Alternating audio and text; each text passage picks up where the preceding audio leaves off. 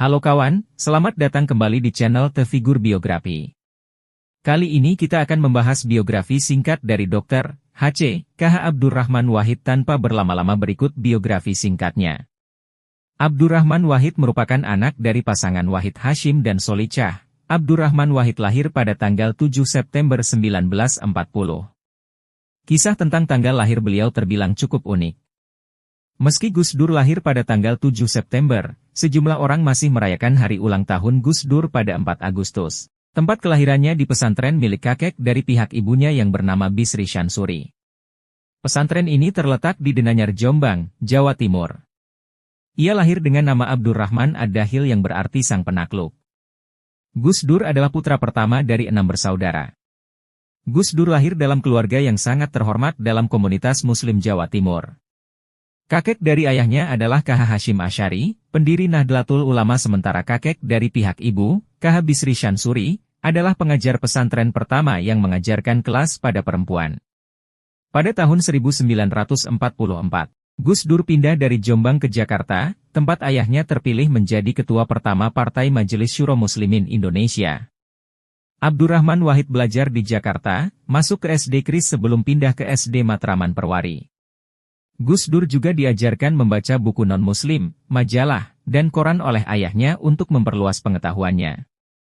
Pendidikan Gus Dur berlanjut dan pada tahun 1954, ia masuk ke sekolah menengah pertama. Pada tahun itu, ia tidak naik kelas. Ibunya lalu mengirim Gus Dur ke Yogyakarta untuk meneruskan pendidikannya dengan mengaji kepada K.H. Ali Maksum di Pondok Pesantren Krapyak dan belajar di SMP. Pada tahun 1957, setelah lulus dari SMP, Wahid pindah ke Magelang untuk memulai pendidikan Muslim di pesantren Tegalrejo. Ia mengembangkan reputasi sebagai murid berbakat, menyelesaikan pendidikan pesantren dalam waktu 2 tahun, seharusnya 4 tahun. Pada tahun 1959, Wahid pindah ke pesantren Tambak Beras di Jombang. Di sana, sementara melanjutkan pendidikannya sendiri, Abdurrahman Wahid juga menerima pekerjaan pertamanya sebagai guru dan nantinya sebagai kepala sekolah madrasah. Gus Dur juga dipekerjakan sebagai jurnalis majalah seperti Horizon dan majalah Budaya Jaya. Pada tahun 1963, Wahid menerima beasiswa dari Kementerian Agama untuk belajar studi Islam di Universitas Al-Azhar di Kairo, Mesir. Ia pergi ke Mesir pada November 1963. Meskipun ia mahir berbahasa Arab, Gus Dur diberitahu oleh pihak universitas bahwa ia harus mengambil kelas remedial sebelum belajar Islam dan bahasa Arab. Karena tidak mampu memberikan bukti bahwa ia memiliki kemampuan bahasa Arab, Gus Dur terpaksa mengambil kelas remedial. Setelah menyelesaikan pendidikannya di Universitas Baghdad tahun 1970, Abdurrahman Wahid pergi ke Belanda untuk meneruskan pendidikannya.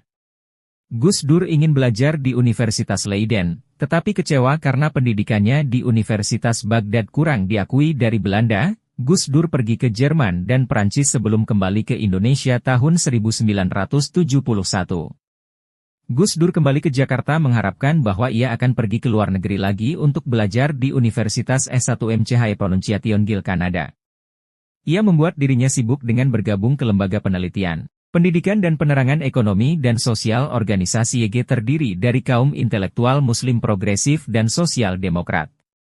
Pada tahun 1977, Gus Dur bergabung ke Universitas Hashim Asy'ari sebagai dekan Fakultas Praktik dan Kepercayaan Islam dan Universitas ingin agar Gus Dur mengajar subjek tambahan seperti syariat Islam dan misiologi. Namun kelebihannya menyebabkan beberapa ketidaksenangan dari sebagian kalangan universitas. Reformasi Gus Dur membuatnya sangat populer di kalangan NU.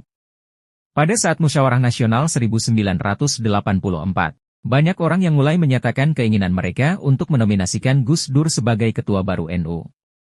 Gus Dur menerima nominasi ini dengan syarat ia mendapatkan wewenang penuh untuk memilih para pengurus yang akan bekerja di bawahnya. Gus Dur terpilih sebagai Ketua Umum Pengurus Besar Nahdlatul Ulama pada Musyawarah Nasional tersebut, dengan Anwar Nurris selaku Sekjen PBNU. Terpilihnya Gus Dur dilihat positif oleh Soeharto dan rezim Orde Baru. Penerimaan Gus Dur terhadap Pancasila bersamaan dengan citra moderatnya menjadikannya disukai oleh pejabat pemerintahan. Pada tahun 1985, Soeharto menjadikan Gus Dur indoktrinator Pancasila. Pada Juni 1999, Partai PKB ikut serta dalam arena pemilu legislatif. Gus Dur kemudian terpilih menjadi Presiden Indonesia. Pada Januari 2001, Gus Dur mengumumkan bahwa Tahun Baru Imlek menjadi hari libur fakultatif. Tindakan ini diikuti dengan pencabutan larangan penggunaan huruf Tionghoa. Pada pertemuan dengan rektor-rektor universitas pada 27 Januari 2001, Gus Dur menyatakan kemungkinan Indonesia masuk ke dalam anarkisme. Ia lalu mengusulkan pembubaran DPR jika hal tersebut terjadi, sebagai bentuk perlawanan terhadap sidang istimewa MPR. Namun maklumat tersebut tidak memperoleh dukungan dan pada 23 Juli, MPR secara resmi memakzulkan Gus Dur dan menggantikannya dengan Megawati Soekarno Putri. Abdurrahman Wahid terus bersikeras bahwa ia adalah presiden dan tetap tinggal di Istana Negara selama beberapa hari, tetapi akhirnya pada tanggal 25 Juli ia pergi ke Amerika Serikat karena masalah kesehatan. Gus Dur menderita banyak penyakit, bahkan sejak ia mulai menjabat sebagai presiden. Ia meninggal dunia pada hari Rabu, 30 Desember 2009, di Rumah Sakit Cipto Mangunkusumo. Itulah biografi singkat Presiden keempat Indonesia. Terima kasih sudah menonton.